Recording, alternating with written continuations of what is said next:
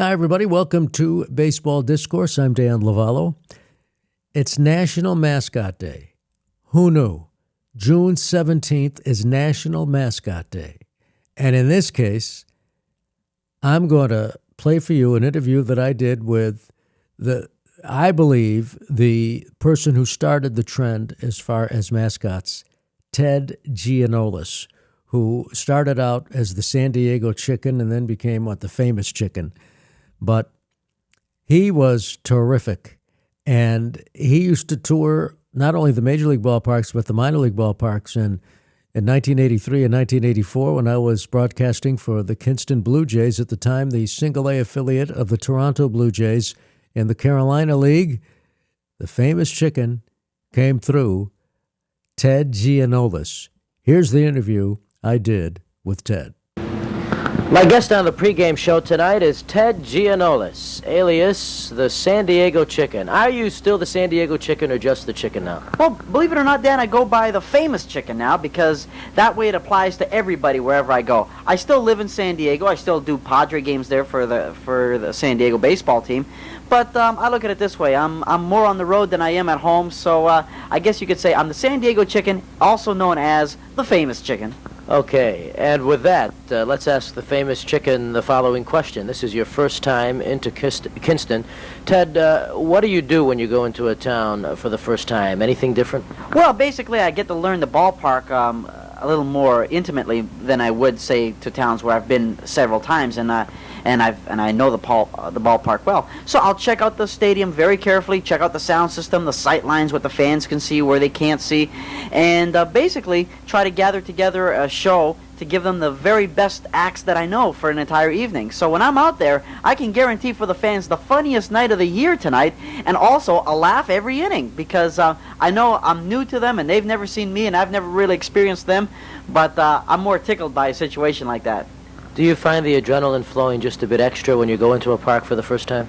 Oh, sure, because it's all new and it's all different to them, and I'm tickled by the fact that these people have never seen me before, and everything is going to be unusual and funny to them, and like I like to think is that comedy and laughter inspires more comedy and more laughter. So it'll be a very fun evening tonight, I guarantee it. How do you maintain your enthusiasm? Well, again, it goes back to the audience. I just plug into the energies of the audience.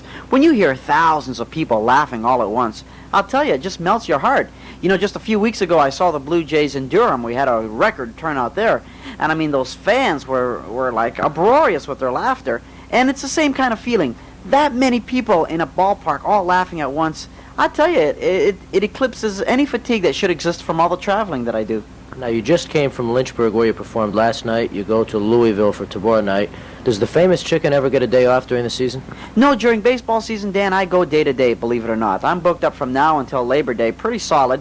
A different day, I've got a different town every time. And then after baseball season, I move right into basketball, football, and some hockey. And I just continue going year-round. Although the other sports don't play every day like baseball does. And no other sport has as many teams as baseball does in Major League and Minor League. Do you have a favorite sport? Oh, I think baseball's got the best sense of humor of all the sports. It's the only major spectator sport that's not played against the clock, and I think that's the reason why. I have a personal favorite on hockey because I was born and raised in London, Ontario, Canada. But I think perhaps the very best form for what I do might be basketball, and that's because the court becomes a stage for me during the timeouts. But in baseball, there's a lot more things I can do with the players and the umpires, and I like that for the laugh factor. Okay, tonight it's going to be warm, humid, that type of weather. Do you get hot in that suit? Well, I'm always in heat, Dan. But, you know, my motto is, if you can't stand the heat, stay out of the chicken. You got to love that. When you started this thing back for a San Diego radio station years ago, did you ever think it would grow to this proportion? No, I wasn't looking for any fast route to Hollywood, Dan. I just needed $2 an hour. And I found it in the employment of a local radio station. They had a costume, and they invited me to dress up in it to go to the zoo and give away candy Easter eggs. Like I say, the pay was $2 an hour, but I was looking for an excuse to get in the Padre ball games for free, so I called up the club, and they let me come down, and really one thing led to another. And as I chipped away my inhibitions inside that second skin, a whole career began to hatch, I guess you could say. I began chipping away my inhibitions, and a Jekyll and Hyde personality emerged. Okay, how did you do it? How did you overcome these inhibitions to go out and perform openly, let's say? Well, I had had a lifelong fascination for comedy. I just couldn't express myself. I wanted to be an entertainer. I wanted to be a comedian, but I was too intimidated by the fear of rejection. But wearing that costume, I could hide Ted Giannoulas, the person, and project this alter ego. So, in essence, what I've done, Dan, is I've taken my fascination for comedy, merged it with my love for sports, and produced this unique act that, I'm telling you, even I don't know what I'm going to do when I put on that second skin. So, in other words, the spontaneity of it is also a big part of your act. Oh, absolutely. What the fans will see tonight at one time or another was spontaneous and improvisational. It's just that it got such a good reaction that I remembered it and made it a permanent part of the repertoire for the future when I go on the road. Several times, perhaps, during the course of a game, something might happen on the spur of the moment that I just might go out and do, and if it gets a good reaction, I make it a keeper. Ted, how long have you been doing this? Believe it or not, I've just started my 11th year now, and I think I'll keep trying it for about another 4 or 5 years, and then probably hang up my wings and retire to a stud farm.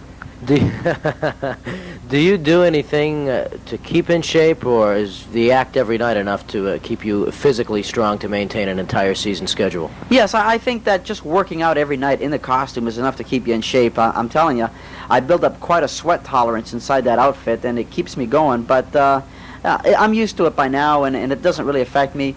And I really don't have that much time really to work out on my own, so I like to think that I'm in fairly decent shape, provided I stay off the pizza. Over the last decade, any incidents stick out in your mind, things that were highlights for you? Well, easily, head and shoulders above everything else, was the grand hatching that I had at San Diego Stadium. This came in June 29th, 1979, and it happened just after I was fired by a local radio station that I used to work for, when my career ambitions as a chicken conflicted with their management's policies. They chose to fire me and then file a lawsuit to prevent me from branching out as my own chicken. But the courts instead came out and ruled in my favor to be a free agent chicken. So I designed my own outfit and made a comeback out of a gigantic styrofoam egg in an elaborate ceremony at San Diego Stadium. I literally hatched right out and got a standing ovation from 47,000 people. I'll tell you, it was really quite a feeling, and the only time I can ever remember feeling cold sweat coming out of my pores. I was that overwhelmed. What are your thoughts about ball clubs who have other mascots like the Philadelphia mascot, that type thing? Well, a lot of the guys, I tell you, I'm sure they're popular in their own hometowns, but a lot of them I would also just put on waivers, quite frankly. There's, I guess, a couple of ways to look at it. One are the guys who go out there to be funny, you know, the comedians or the clowns as such, and they end up being flat. Those can be an embarrassment. The other school of thought are mascots that are there just to be cute, lovable, huggable items for children, you know, and that's acceptable. So I prefer being more of a fuzzy Harpo Marx. I try to be more of an entertainer, a comedian, and I think after doing it for so many years that I've come to learn that the ballpark is my stage. Other comedian stages might be, Broadway, or it might be a Las Vegas nightclub. Mine stays on top of the dugout at Granger Stadium. But a lot of these other guys, I'm afraid they're just playing trick-or-treat for a living, you know, and I really don't think twice about them. Does the famous chicken divulge his age? Oh, yes. I'm 29, and that's, in chicken years, that's almost 10 and a half.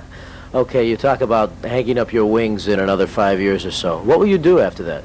Well, I'm guessing, Dan, that I would probably get into a more conventional form of comedy acting, kind of like Peter Sellers, along that line.